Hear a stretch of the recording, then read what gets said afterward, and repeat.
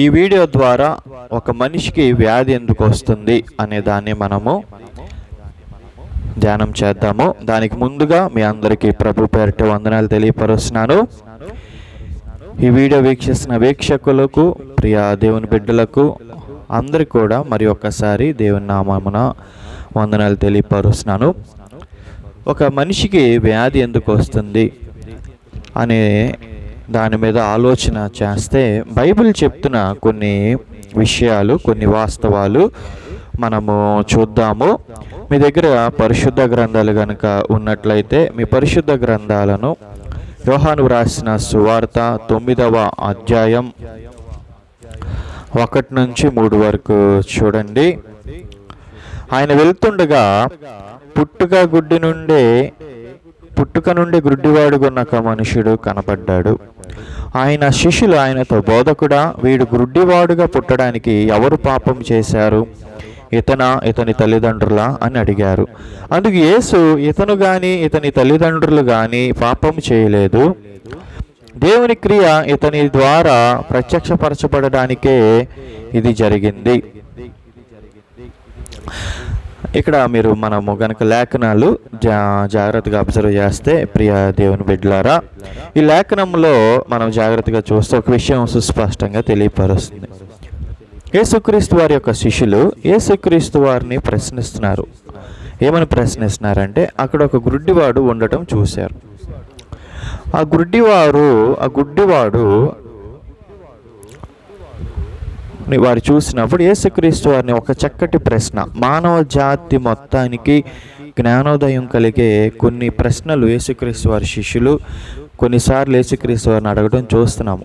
అయితే పుట్టుక నుంచే గుడ్డివాడు, by born he was blind. So ఆ బ్లైండ్ పర్సన్ విషయం యేసుక్రీస్తు వారిని అడిగి, అయ్యా, ఇతను బ్లైండ్గా ఎందుకు పుట్టాడు, ఇతను పాపం ఏమన్నా చేశాడా, ఇతని తల్లిదండ్రులు ఏమన్నా పాపం చేశారా అని అడిగితే యేసుక్రీస్తు వారు చెప్తున్నారు, ఇతను తల్లిదండ్రులు కానీ ఇతను కానీ ఏం పాపం చేయలేదు అని అంటున్నాడు.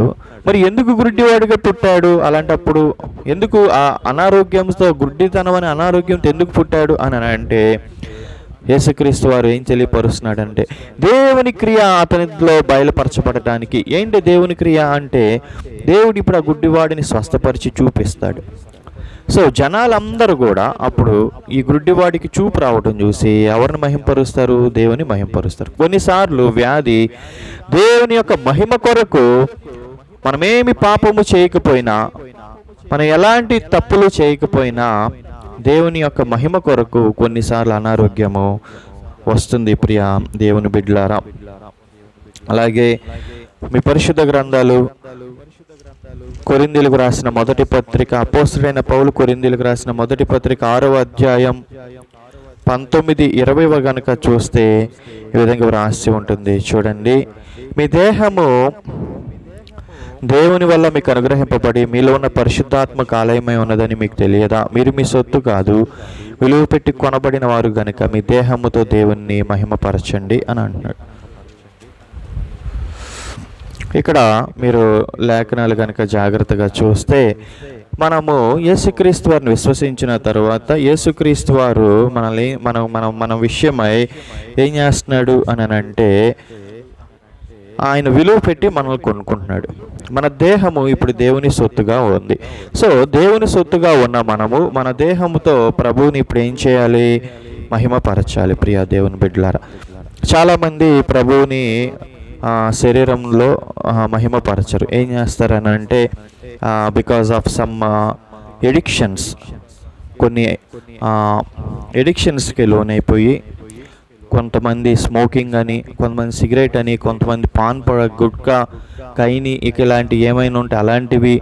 కొంతమంది బ్రష్ చేయరు, కొంతమంది స్నానం చేయరు, కొంతమంది లేకపోతే లేజీగా ఉండడానికి ఇష్టపడతారు, కొంతమంది ఫుడ్ విషయమై జాగ్రత్త పడరు. ఇలాగా ఏం చేస్తారంటే, మన దేహము దేవుని ఆలయమై ఉందని మర్చిపోయి, మనం విలువ పెట్టి కొనబడిన వారమని మర్చిపోయి దేహము ద్వారా ఏం చేస్తారు, సరిగ్గా కాపాడుకోరు అన్నమాట. దేహాన్ని పాడు చేసుకుంటారు. సో దేహాన్ని పాడు చేసుకోవడం ద్వారా కూడా మనకేమొస్తుంది అని అంటే, అనారోగ్య సమస్య అనేది వస్తుంది. ప్రియ దేవుని బిడ్డలారా, అనారోగ్య సమస్య రావడానికి పలు కారణాలు ఏంటంటే, దేహము దేవుని సొత్తు అయి ఉన్నదని మర్చిపోయి చాలామంది దేవుని కొరకు దేహాన్ని జాగ్రత్తగా కాపాడుకోకుండా, దేవుని ఆలయమై ఉందనేది జాగ్రత్తగా కాపాడుకోకుండా దేవుని ఆలయమైన ఈ శరీరాన్ని పాడు చేసుకుంటూ ఉంటారు.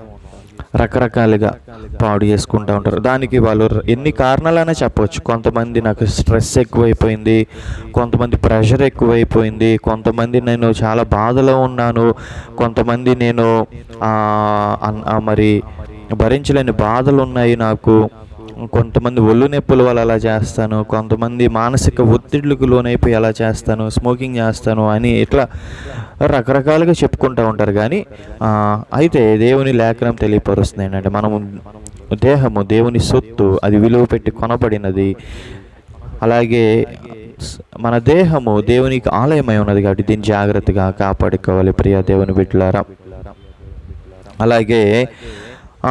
అలాగే మీరు జాగ్రత్తగా అదే 1 కొరింథీయులకు రాసిన పత్రిక 11వ అధ్యాయంలో మీరు జాగ్రత్తగా చూస్తే మీకు అక్కడ ప్రభురాత్రి భోజనం గురించి అక్కడ రాసి ఉంటుంది. అందులో మీరు జాగ్రత్తగా ఈ విధంగా రాసి ఉంది, చూడండి. 1 కొరింథీ 11వ అధ్యాయం 26 నుండి చదువుతున్న, జాగ్రత్తగా మీరు చూడండి. మీరు ఈ రొట్టెను తిని పాత్రలోనిది త్రాగునప్పుడల్లా ప్రభువు వచ్చే వరకు ఆయన మరణాన్ని ప్రచురపరుస్తారు. కాబట్టి ఎవడు అయోగ్యంగా ప్రభువు రొట్టెను తింటాడో లేక ఆయన పాత్రలోనిది త్రాగుతాడో వాడు ప్రభు శరీరాన్ని గూర్చి రక్తాన్ని గూర్చి అపరాధి అవుతాడు. కాబట్టి ప్రతి మనిషి తను తాను పరీక్షించుకోవాలి. అలాగా చేసి ఆ రొట్టెను తిని ఆ పాత్రలోనిది త్రాగాలి. ప్రభు శరీరం అని వివేచింపక తిని త్రాగేవాడు తనకు శిక్షావిధి కలగడానికి తిని త్రాగుచున్నాడు. ఇందువలనే మీలో అనేకులు బలహీనులను రోగులు అయ్యారు, చాలామంది నిద్రిస్తున్నారు అని ఉంది. చూడండి, ప్రభు బల్ల సరిగ్గా తీసుకోకపోతే, యోగ్యమైన మనసుతో ప్రభు బల్ల తీసుకోకపోతే, అయోగ్యంగా ప్రభు బల్లలో చేయి పెడితే వారిలో కూడా బలహీనతలు వస్తాయి, అనారోగ్య సమస్యలు వస్తాయి, నిద్రిస్తూ ఉంటారని రాస్తుంది. కాబట్టి అనారోగ్యానికి మరొక కారణం ఏంటంటే, ప్రభు బల్లలో చేయి పెడుతున్నప్పుడు సరి చూసుకోకుండా, వారిని పరీక్షించుకోకుండా, ప్రభువు శరీరమని ప్రభువు యొక్క రక్తమని వివేచించుకోకుండా అయోగ్యంగా ప్రభు బలలో చేపెట్టడం ద్వారా వాళ్ళ అనారోగ్యము వస్తుంది. సో అనారోగ్యానికి మరొక కారణము ఏమిటి అని అంటే, ప్రభు బలలో సరిగ్గా యోగ్యమైన మనసుతో చేపెట్టకపోవటం ద్వారా ఏమొస్తుంది? అనారోగ్య సమస్యలు వస్తాయి. అట్లాగే అనారోగ్య సమస్యకు మరొక కారణం ఏమిటి అని అంటే, అనారోగ్య సమస్యకు మరొక కారణం రెస్ట్ లేకపోవటం, దేహానికి సరైన విశ్రామము లేకపోవటం, విశ్రాంతి తీసుకోక ఉండటం. అపోస్తలుడైన పౌలు ఫిలిప్పీలకు రాసిన పత్రిక 2వ అధ్యాయంలో 24 నుంచి 30 వరకు చదివిస్తున్నాను, జాగ్రత్తగా చూడండి. నేను శీఘ్రంగా వస్తానని ప్రభువును బట్టి నమ్ముచున్నాను. ఇంకా నా సహోదరుడు జత పనివాడు నా తోడి యోధుడు మీ దూత నా అవసరానికి పనిచేసేవాడైన ఎపఫ్రోదీతును మీ దగ్గరికి పంపడం అవసరమని అనుకున్నాను. అతడు మిమ్మల్ని అందరినీ చూడాలని ఆశపడుచున్నాడు. అతడు రోగి అయ్యాడు అని మీరు విన్నారని సంగతి తెలిసే విచారపడుతున్నాడు. నిజంగా అతడు రోగి అయి చావుకు సిద్ధమై ఉన్నాడు, కానీ దేవుడు అతన్ని కనికరించాడు. అతన్ని మాత్రమే గాక నాకు దుఃఖము మీద దుఃఖము కలగడానికై నన్ను కనికరించాడు. కాబట్టి మీరు అతన్ని చూసి మరలా సంతోషించడం కోసం, నాకున్న దుఃఖం అతడు తగ్గడం కోసం అతన్ని మరీ శీఘ్రంగా పంపాను. గనుక పూర్ణానందంతో ప్రభువులు అతన్ని చేర్చుకుని అలాంటి వారిని కనపరచుడి. నా పట్ల మీ సేవలో ఉన్న కొదువు తీర్చడానికి అతడు తన ప్రాణాన్నైనా లక్ష్య పెట్టక క్రీస్తు పని కోసం చావుకు సిద్ధమై ఉన్నాడు అని రాసి ఉంది. ఈ ఎపఫ్రోదీతు అనారోగ్య సమస్యతో బాధపడుతున్నట్టుగా చూడవచ్చు. ఈ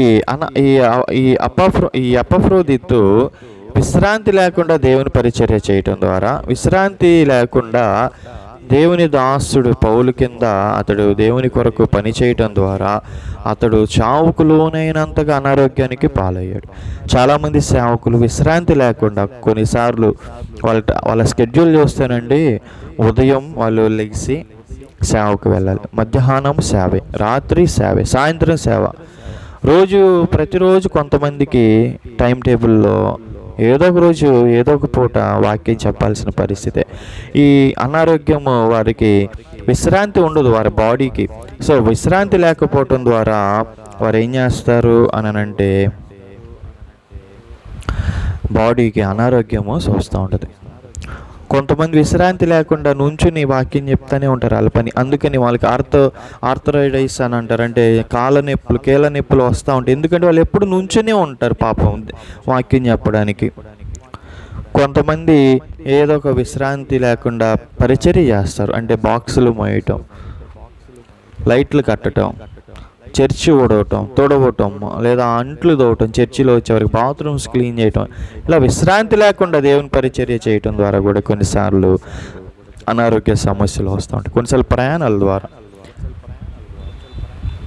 కొన్నిసార్లు నుంచుని వాక్యం చెప్పడం ద్వారా, కొన్నిసార్లు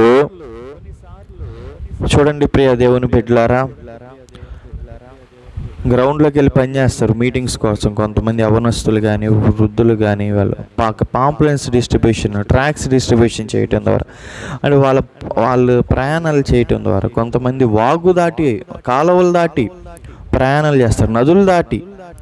సో తద్వారా వాళ్ళకి అనారోగ్య సమస్యలు వస్తూ ఉంటాయి. సో విశ్రాంతి తీసుకుంటే కొన్నిసార్లు విశ్రాంతి లేకుండా సేవ చేయటం ద్వారా కూడా అనారోగ్య సమస్యలు రావచ్చు. కాబట్టి విశ్రాంతి సేవకుడికి, దేవుని పరిచర్య చేసేవారికి అవసరమై ఉన్నది. మీ దగ్గర ఉన్న పరిశుద్ధ గ్రంథాలు మార్కు రాసిన సువార్త 6వ అధ్యాయం 31లో చూస్తే, వస్తున్నవారు పోతున్నవారు చాలామంది ఉన్నందువల్ల వారికి భోజనం చేయడానికి కూడా సమయం లేకపోయింది కనుక వారితో మీరు ఒక ఏకాంత ప్రదేశానికి వచ్చి కొంతసేపు విశ్రాంతి తీసుకోండి అని అన్నాడు. కనుక వారు ధోని ఎక్కి ఏకాంత స్థలానికి వెళ్ళిపోయారు. పైనున్న 31వ వచనం చదువుతున్నాను చూడు. 30వ వచనం, తర్వాత అపోస్తలులు యేసు దగ్గరికి కూడి వచ్చి తాము చేసిన వాటిని గురించి, బోధించిన వాటిని గురించి ఆయనకు చెప్పారు. చూడండి, ఇక్కడ చూస్తే యేసుక్రీస్తు వారి శిష్యులు విశ్రాంతి లేకుండా సేవ చేశారండి. అప్పుడు యేసుక్రీస్తు వారు ఏం చెప్తున్నారంటే, అయ్యా మీరు ఇదిగో భోజనం చేయడానికి కూడా సమయం లేనంతగా మీరు సేవ చేశారు, మీకు విశ్రాంతి చాలా అవసరమై ఉన్నది, ఏకాంత ప్రదేశానికి వెళ్ళండి, అక్కడికి వెళ్ళి విశ్రాంతి తీసుకోండి అని చెప్తున్నాడు యేసుక్రీస్తు వారు. స్వయంగా ఈ సృష్టికర్త, స్వయంగా మనం ఎవరి సేవ అయితే చేస్తున్నాం ఆయన యేసుక్రీస్తు వారు ఏం చెప్తున్నారంటే విశ్రాంతి తీసుకోండి, అది మీకు చాలా అవసరమై ఉన్నది అని తెలియపరుస్తున్నాడు. సో యేసుక్రీస్తు వారు కూడా విశ్రాంతి తీసుకున్నట్టుగా కూడా మనము ఏం చేయవచ్చు, చూడవచ్చు. కాబట్టి ప్రియ దేవుని బిడ్డలారా, విశ్రాంతి అనేది సేవ చేసే వారికి చాలా అవసరమై ఉన్నది. అలాగే చూడండి, దానియేలుకు రాసిన పత్రిక 8వ అధ్యాయం, మీరు గనక ఉంటే మీ దగ్గర పరిశుద్ధ గ్రంథాలు గనక ఉంటే దానియేలు 8వ అధ్యాయం 26, 27వ వచనంలో గనక మీరు చూస్తే మీకు అక్కడ ఒక సంభవం కనపడిద్దండి. దానియేలు 8, 26, 27వ వచనంలో చూస్తే ఆ రోజులను గూర్చిన దర్శనాన్ని వివరించి ఉన్నాను, అది వాస్తవం, అది అనేక రోజులు జరిగిన తరువాత నెరవేరుతుంది, నీవైతే ఈ దర్శనం వెల్లడి చేయకు అని అన్నాడు. ఈ దర్శనం కలగ్గా దాని వల్లనే నేను మూర్ఛిల్లి కొన్నాళ్ళు వ్యాధిగ్రస్తుడనై ఉన్నాను.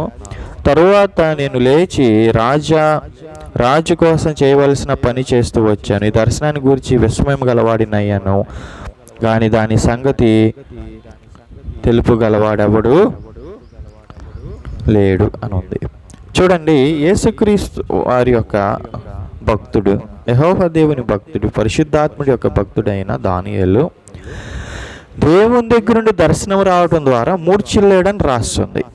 మూర్ఛిల్లాడు, సో అనారోగ్య పాలయ్యాడు. సో కొన్నిసార్లు స్పిరిచువల్ లైఫ్ని బట్టి కూడా అనారోగ్య సమస్యలు వస్తాయి. యేసుక్రీస్తు వారు వారి యొక్క దర్శనము దానియేలుకి రావడం ద్వారా, దేవుడిని యెహోవా దర్శనము దానియేలుకి రావడం ద్వారా దానియేలు మూర్ఛిల్లాడని రాస్తుంది. కాబట్టి అనారోగ్యానికి ఇంకొక కారణం ఏమిటంటే ప్రియ దేవుని బిడ్డలారా, స్పిరిచువల్ లైఫ్ కూడా. సో స్పిరిచువల్ లైఫ్ని బట్టి కూడా కొన్నిసార్లు మనకి అనారోగ్య సమస్యలు వస్తూ ఉంటాయి. అలాగే అనారోగ్య సమస్యకు ఇంకొక కారణం ఏమిటి అని కనుక మీరు జాగ్రత్తగా చూస్తే, అనారోగ్య సమస్యకు ఇంకొక కారణం కూడా ఉంది ప్రియ దేవుని బిడ్డలారా. అపోస్తుల కార్యములు 12వ అధ్యాయం 23వ వచనంలో చూస్తే, 12:23లో అక్కడ చూడండి, 12:23లో గనక చూస్తే, అతడు దేవుని మహిమ పరచకపోవడం వల్ల వెంటనే ప్రభువుదూత అతన్ని ముత్తాడు కనుక పురుగులు పడి ప్రాణం విడిచాడని రాస్తుంది. ఇక్కడ చూడండి, ఈ హేరోదు మహారాజు గురించి ఇక్కడ రాయడం జరిగిందండి. హేరోజు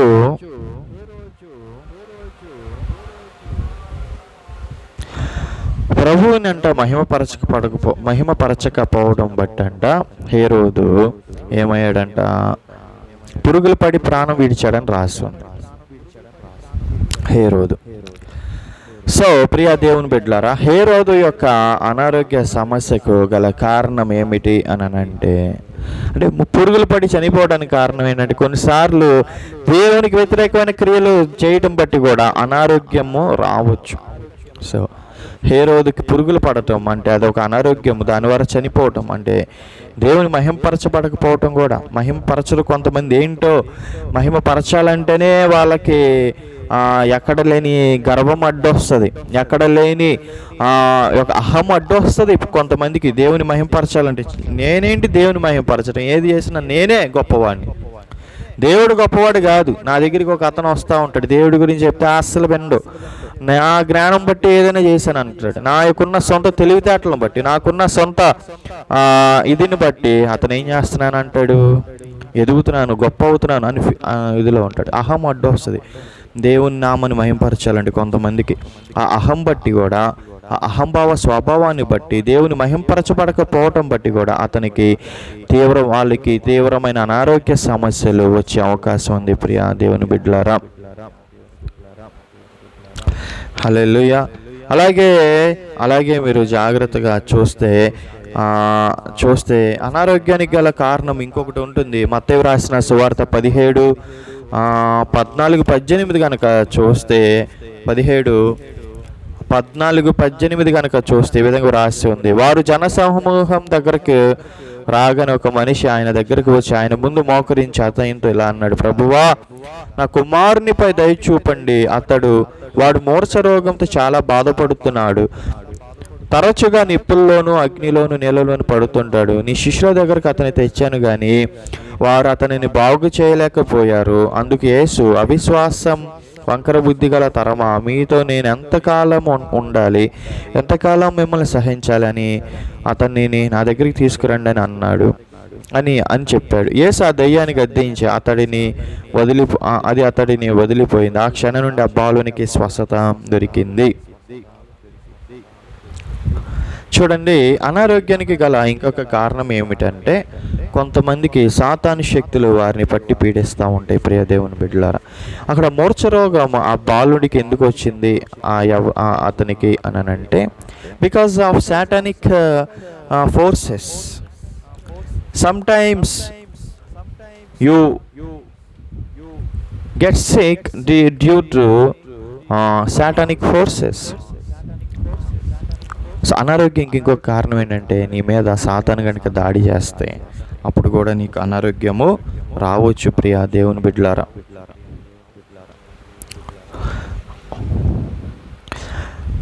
అయితే అనారోగ్యానికి ఇంకొక కారణం ఏమిటి అనంటే, అనారోగ్యానికి ఇంకొక కారణము ఏమిటి అనంటే దేవుని యొక్క మాటలు వినకపోవటం కూడా. సామెతలు 3వ అధ్యాయం 7-8 వరకు చూడండి. సామెతలు 3వ అధ్యాయం 7-8 వరకు కనుక చూస్తే మీకు ఒక విషయం రాసి ఉంటుంది. నేను జ్ఞానిని కదా అని అనుకోవద్దు, యెహోవాపై భయభక్తులు కలిగి చెడుతనం విడిచిపెట్టు, అప్పుడు నీ శరీరానికి ఆరోగ్యము, నీ ఎముకలకు బలం కలుగుతుంది అనుంది. అంటే 7-8 వచనాలు కనుక మీరు జాగ్రత్తగా చూస్తే కొంతమంది చెడుతనం చేయటం బట్టి అనారోగ్యం వస్తుంది. అందుకని ఇక్కడ ఏం చెప్తున్నాడు దేవుడు అని అంటే, చెడుతనాన్ని విడిచిపెట్టి యెహోవా యందు భయభక్తులు కలిగి ఉండు, అంటే దేవుని వాక్యం ప్రకారం జీవించు, అప్పుడు ఆరోగ్యం వస్తుంది. అంటే శరీరానికి, అప్పుడు శరీరానికి కానీ ఎముకలకు కానీ అప్పుడు ఏం కలుగుతుందంట? బలం కలుగుతుందంట, సత్తువ అప్పుడు కలిగిద్దంట. ప్రియా దేవుని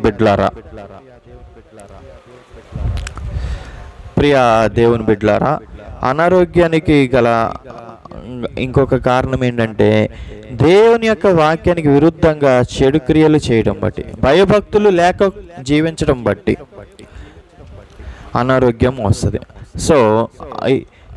సో భయభక్తులు కలిగి చెడుతనాన్ని కనుక విసర్జిస్తే అప్పుడు ఆరోగ్యము వస్తుంది. ప్రియ దేవుని బిడ్డలారా, ఇంకొకటి అనారోగ్యానికి గల ఇంకొక కారణం ఏమిటి అని అంటే, అనారోగ్యానికి ఇంకొక కారణం ఏమిటంటే ప్రియ దేవుని బిడ్డలారా, మీరు జాగ్రత్తగా అబ్జర్వ్ చేస్తే కొంతమంది క్రొత్త నిబంధన కింద రాకపోవటం, అంటే రక్షణకి అనుభవించకపోవటం, రక్షణ ఆనందమును కలగకపోవటం, రక్షణ వారికి జీవితంలో రక్షించబడకపోవటం ద్వారా కూడా వారు అనారోగ్య పాలవుతూ ఉంటారు.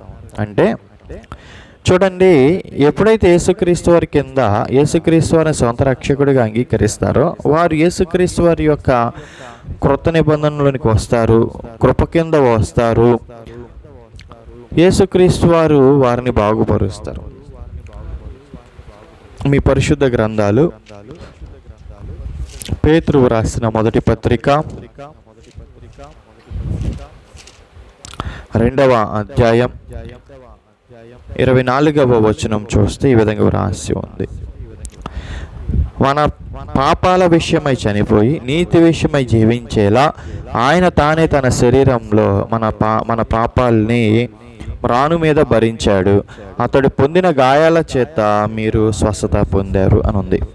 సో స్వస్థత పొందాలి అని అంటే ఆయన పొందిన గాయాలలో ఉన్న ప్రభావం మన మీద రావాలి. ఇప్పుడు కొంతమంది యేసుక్రీస్తు వారి యొక్క వారు ఇచ్చే రక్షణ, అంటే యేసుక్రీస్తు వారి ద్వారా పాపాలకు వచ్చే ప్రాయశ్చిత్తం పొందకపోవటం ద్వారా వారు యేసుక్రీస్తు వారి యొక్క ఉన్న గాయాల యొక్క ప్రభావాన్ని వారు అనుభవించకపోవటం ద్వారా వాళ్ళు ఇంకా అనారోగ్యంలోనే జీవిస్తూ ఉంటారు. సో అనారోగ్యానికి ఇంకొక కారణం ఏమిటంటే ప్రియ దేవుని బిడ్డలారా, వారు దేవుని యొక్క వారి క్రొత్త నిబంధన కింద రాకపోవటం. ప్రియ దేవుని బిడ్డలారా, సో అనారోగ్యానికి గల కారణాలు మనం ఏం చూసాము. సో ఇప్పుడు కొన్నిసార్లు అనారోగ్యం వల్ల కూడా నీవు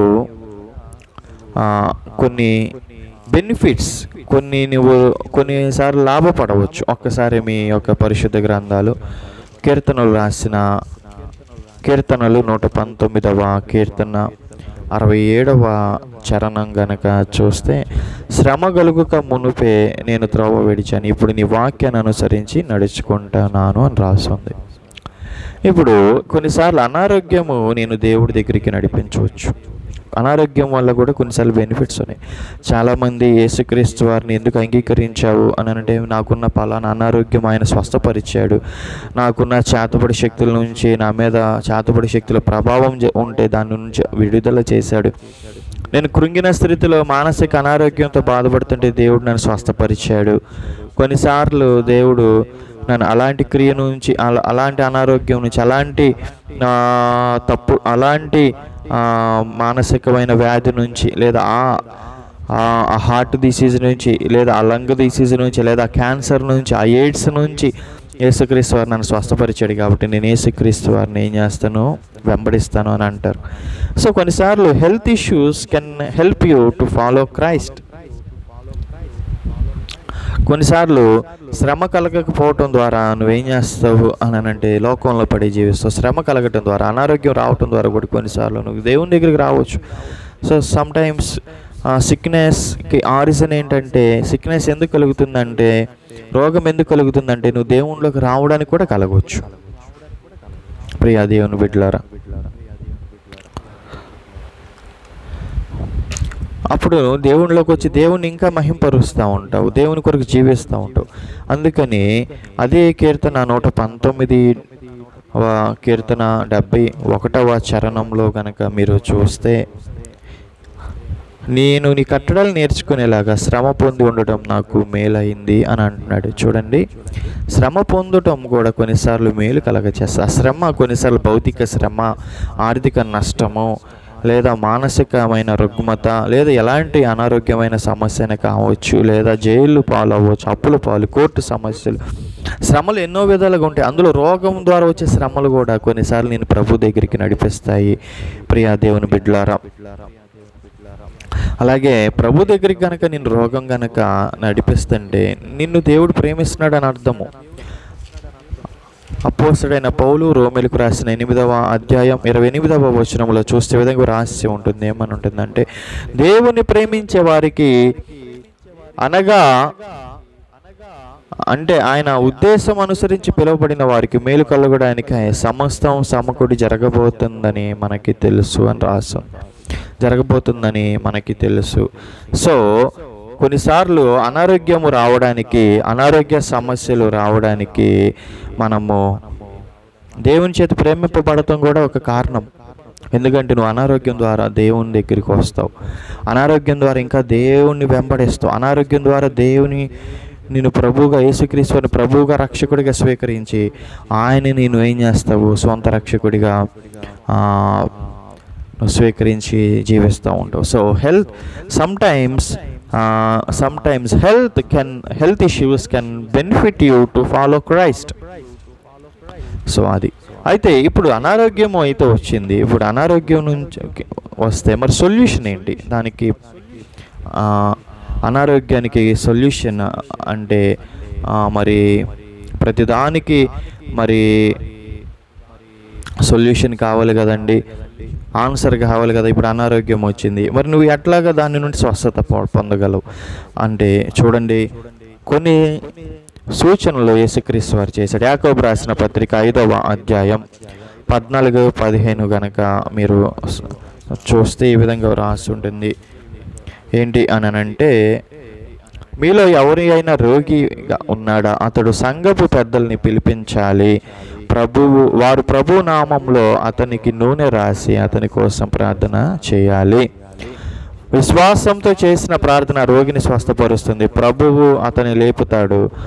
అతడు పాపాలు చేసిన వారైతే పాప క్షమాపణ పొందుతాడు.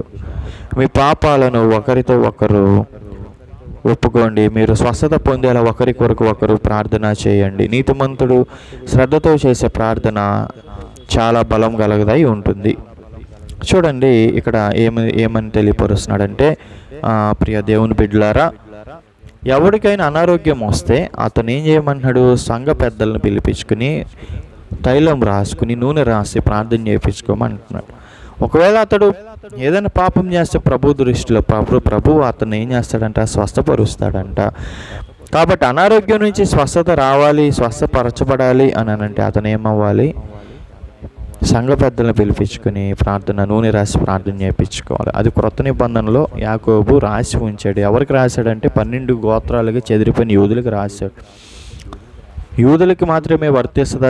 చెదిరిపోయిన యూదులు యేసుక్రీస్తు వారిని బిలీఫ్ చేస్తున్న యూదులకు మాత్రమే ఈ మాటలు వర్తిస్తుంటే కాదు, సార్వత్రిక సంఘంలో యేసుక్రీస్తు వారిని విశ్వసిస్తున్న వారికి కూడా ఉంటుంది. అయితే నూనెలో శక్తి ఉందంటే కాదు, కానీ ఆ ప్రార్థన చేసే నీతిమంతుడి యొక్క ప్రార్థన బట్టి శక్తి ఉంటుంది. అట్లాగే ప్రభువుని అతను క్షమించమని అడగటమే కాదు, కానీ అతడు ఎవరి పట్లైనా పాపం చేస్తే అతని పట్ల కూడా అతను వెళ్ళి క్షమించమని అడగాలి.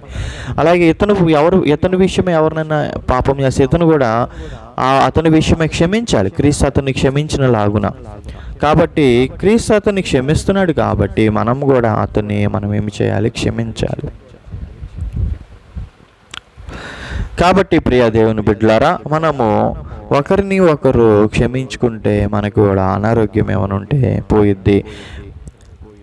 మనము నూనె రాసి ప్రార్థన చేయించుకోవడం ద్వారా కూడా అనారోగ్యము పోయిద్ది.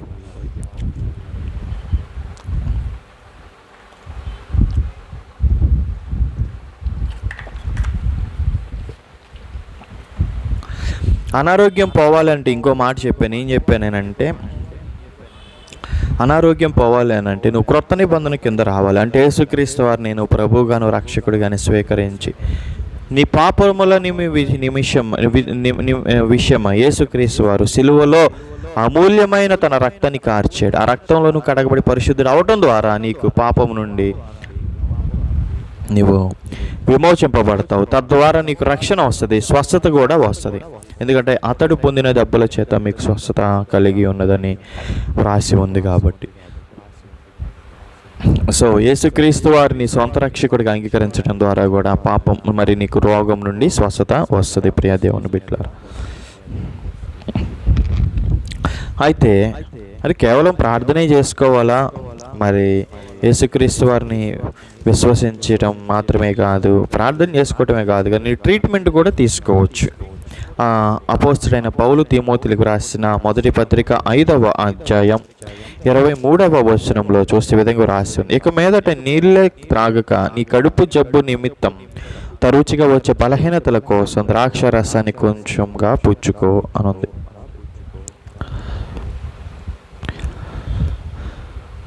చూడండి, ఇక్కడ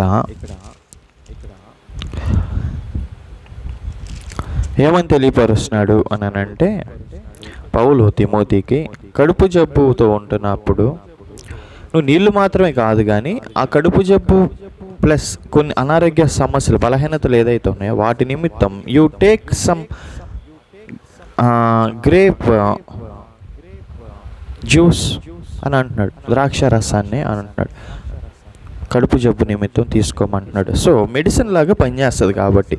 సో ఇప్పుడు నువ్వు ఏదైనా మెడికల్ ట్రీట్మెంట్ తీసుకోవటం తప్ప అంటే ఆ లెక్కన తప్పే కాదు. అనారోగ్య సమస్య వచ్చినప్పుడు you take some medical treatment also when you are being sick. Go and take some medical treatment. It is necessary also. If at all, if you don't want to be get treated by medicines or get treated by doctors, just kneel down and pray, or pray, keep faith on God and pray, so that you will be saved. So నీకు అనారోగ్య సమస్యకు వస్తే నువ్వు ప్రార్థన చేయటం ద్వారా కూడా నువ్వేం పొందుతావు? స్వస్థత పొందుతావు. కాబట్టి నీకు స్వస్థత రావాలి అని అంటే నువ్వు ప్రభువుని బట్టి కూడా నీవు స్వస్థత పొందుతావు. అలాగే ట్రీట్మెంట్ చేయటం బట్టి కూడా నీకు స్వస్థత రావచ్చు. అలాగే ఇంకొకటి చూస్తే కొత్త నిబంధన కింద రావటం ద్వారా కూడా నువ్వేం అవుతావు? స్వస్థత పొందుతావు. యేసుక్రీస్తు వారు తన యొక్క మిషన్, ఈ యొక్క 3.5 సంవత్సరాలు తన పరిచర్యలో యేసుక్రీస్తు వారి దగ్గరికి వచ్చి ఎంతమంది బాగు చేయమని ఎంతమంది ఆయన వచ్చి స్వస్థపరచమని అడిగినా ఆయన అందరినీ స్వస్థపరిచాడు. ఎవరిని కూడా ఏం చేయలేదు, తిరస్కరించాల. అందరినీ ఆయన ఏం చేశాడు? స్వస్థపరిచాడు. కాబట్టి ప్రియ దేవుని బిడ్డలారా, యేసుక్రీస్తు వారు యాయిరు కుమార్తెను స్వస్థపరిచాడు. అలాగే రక్తస్రావం గల స్త్రీని స్వస్థపరిచాడు. ఇందాక మనం చదివే మూర్ఛ రోగం కలిగిన అతన్ని స్వస్థపరిచాడు. దెయ్యం పట్టిన వాళ్ళని స్వస్థపరిచాడు. అందరినీ స్వస్థపరిచాడు ఆయన. యోచ చేయగలిగిన వారిని, కాళ్ళల్లో మరి వ్యాధి కలిగిన వారిని కానీ ఇలాగా యేసుక్రీస్తు వారు అందరినీ స్వస్థపరిచాడు. యేసుక్రీస్తు వారు ఇప్పుడు నిన్ను కూడా స్వస్థపరచగలడు. నువ్వు అనారోగ్య సమస్యతో కనుక ఉంటే, ఆ అనారోగ్యం బట్టి నువ్వు ప్రభువుకి దగ్గర అవుతే కనుక అది ఇంకా మంచిది. ప్రభువునికి నువ్వు అనారోగ్యం ద్వారా దగ్గర స్వస్థపరచమని అడుగు, దేవుడు నేను ఖచ్చితంగా స్వస్థపరుస్తాడు. స్వస్థపరచడం అనేది దేవుని చిత్తమై ఉన్నది. It is will of God to heal you. నీ స్వస్థపరచడం దేవుని యొక్క చిత్తమై ఉన్నది. Don't get any deviations from the word of God in your mind. దేవుని యొక్క వాక్యానికి వ్యతిరేకంగా నీ యొక్క మనసులో ఎలాంటి విభిన్నమైన ఆలోచనలు పెట్టుకోవద్దు. స్వస్థపరచడేమో ఇలాగే బ్రతకలేమో. No, God can heal you. దేవుని స్వస్థపరచగలడు. But keep faith on God. అయితే కొన్నిసార్లు నువ్వు బాగా తప్పులు చేసి పాపాలు చేసి నీ అంతటికి నువ్వు అనారోగ్యం చేసేసుకుని అది నీకు కొన్నిసార్లు it's God's judgment for your violation to the word of God. నువ్వు దేవుని వాక్యానికి వ్యతిరేకంగా నువ్వు జీవించావు కాబట్టి అది దేవుని యొక్క తీర్పు అయి ఉండొచ్చు నీకు అనారోగ్యం రావటం. But God can heal that. దేవుడు స్వస్థపరచొచ్చేమో. ఒకవేళ నువ్వు ప్రార్థన చేసుకుని దేవుని అడుగు, కృపనడుగు, క్షమించమని అడుగు, స్వస్థపరచమని అడుగు, బాగు చేయమని అడుగు, రోజులు ప్రొలాంగ్ చేయమని అడగొచ్చు. చూడండి, కీర్తనాకారుడు అయిన దావీదు 103వ కీర్తనలో ఏమని అంటాడంటే, నా సంకటములన్నీ కుదుర్చువాడు అని అంటాడు. చూడండి, కీర్తనలు 103లో గనక చూస్తే ఈ విధంగా రాసి ఉంటుంది.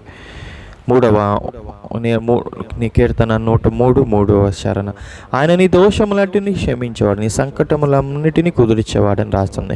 Every disease can be healed by God. Just keep faith. But నువ్వు పాపం చేసుకుంటా బ్రతికుతా, నువ్వు నీ దేహాన్ని పాడు చేసుకుంటూ బ్రతుకుతా, నన్ను స్వస్థపరచు అంటాం కూడా న్యాయం కాదు. కాబట్టి అలాంటి పనుల నుంచి విముక్తి పొంది దేవుడిని స్వస్థపరచమన్నాడు. అయితే దేవుడు ఎవరిని స్వస్థపరుస్తాడు? ఒక్క వ్యక్తిని స్వస్థపరుస్తాడా, ఇద్దరిని స్వస్థపరుస్తాడంటే కాదు. దేవుడు ఎవరినైనా స్వస్థపరుస్తాడు. ఎందుకంటే అపోస్తల కార్యాలు 10వ అధ్యాయంలో మీరు గనక చూస్తే 34వ వచనంలో ఈ విధంగా రాస్తుంది, దేవుడు పక్షపాతి కాడు అని రాస్తుంది. God is no respecter of persons. అంటే దేవుడు నన్ను మాత్రమే కాదు, మిమ్మల్ని మాత్రమే కాదు, పెద్ద పెద్ద సేవ చేసిన సేవకులు మాత్రమే కాదు, దేవుడు ఎవరినైనా స్వస్థపరుస్తాడు. అనారోగ్యంతో బాధపడే ఎవరినైనా స్వస్థపరుస్తాడు. అయితే వారు దేవుని పట్ల విశ్వాసము, క్షమించమని దేవుని అడిగే హృదయము, నా రోజులు ప్రొలాంగ్ చేయమని అడగటం. అలాగే కొన్నిసార్లు స్వస్థపరచుకోకుండా కూడా దేవుడిని నువ్వు ఉంచొచ్చేమో, అది దేవుని చిత్తము కూడా అయి ఉండొచ్చు. కాబట్టి మీరు ఏం చేస్తారంటే ప్రార్థన చేయండి, దేవుడు మిమ్మల్ని స్వస్థపరుస్తాడు. ఒకవేళ స్వస్థపరచకపోయినా దేవుడు మిమ్మల్ని తన కృపతో కూడా భద్రపరుస్తాడు. దేవుడి కొద్ది మాటలు మన వినికిడిలో దీవించను గాక. వీడియో వీక్షించిన మీ అందరూ కూడా ప్రభు పేరిట మరి ఒక్కసారి వందనాలు తెలియపరుస్తున్నాను. ప్రార్థన చేసుకుందాం. జీవము కలిగిన దేవా, సర్వశక్తి కలిగిన వాడవు, అద్భుతములను ఆశ్చర్య కార్యములను జరిగించగలిగిన దేవా, స్వస్థపరిచే యెహోవా రాఫా అయ్యున్నావు అయా ప్రభువా. మరి వ్యాధికి గల కారణాలు చూసాము, వ్యాధికి మళ్ళీ వ్యాధి ద్వారా మేము మరి యేసుక్రీస్తు వారి దగ్గరికి రావడానికి అది ఉపయోగపడిద్దని చూసాము. అట్లాగే అయా వ్యాధికి గల ప్రభు సొల్యూషన్ కూడా మేము చూసాము. వ్యాధిని మీ దగ్గరికి తీసుకొచ్చి ఒప్పుకుంటే మీరు స్వస్థపరిచే దేవుడై ఉన్నారు అయా. మీరు కనికరం చూపించగలిగిన దేవుడై ఉన్నారు, కృప చూపించగలిగిన దేవుడై ఉన్నారు. మా అనారోగ్యములను మీరు స్వస్థపరచమని కోరుకుంటున్నాం ప్రభువా. అయా కృప చూపించయ్యా ప్రభు. ఒకవేళ అనారోగ్యం నుంచి మాకు స్వస్థత రాకపోతే మీ కృపతో మమ్మల్ని భద్రపరచు ప్రభువా. ఇదిగోనైనా స్వస్థపరచడం మీ చిత్తమై ఉన్నది కాబట్టి స్వస్థపరచడానికి అయా కావలసిన విశ్వాసము మాకు మీ యందు మీరు ఇవ్వమని కోరుకుంటూ యేసు పరిశుద్ధమైన నామంలో అడిగి వేడుకుని ఈ వీడియో చూసిన ప్రతి ఒక్కరిని మీరు స్వస్థపరచమని యేసు పరిశుద్ధమైన నామంలో అడిగి వేడుకుని పొందున్నాం తండ్రి. ఆమేన్, ఆమేన్, ఆమేన్. హల్లెలూయా. వీడియో చూసిన మీ అందరికీ కూడా ప్రభు పేరిట వందనాలు తెలియపరుస్తున్నాను. హల్లెలూయా.